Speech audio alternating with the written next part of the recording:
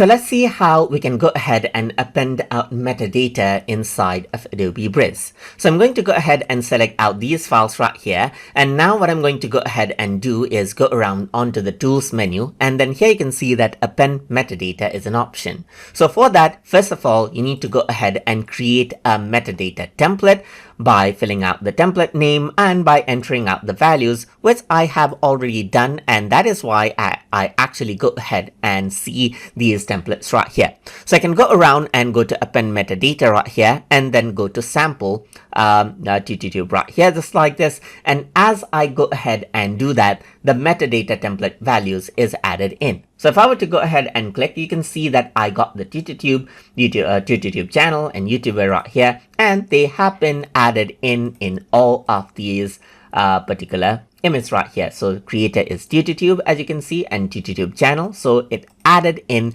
those particular data right here on top of the data it already had.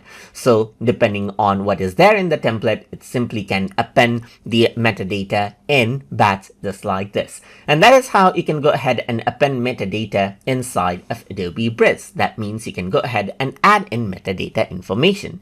So hope you guys learned something as always. And as always, please like, comment, share, and subscribe.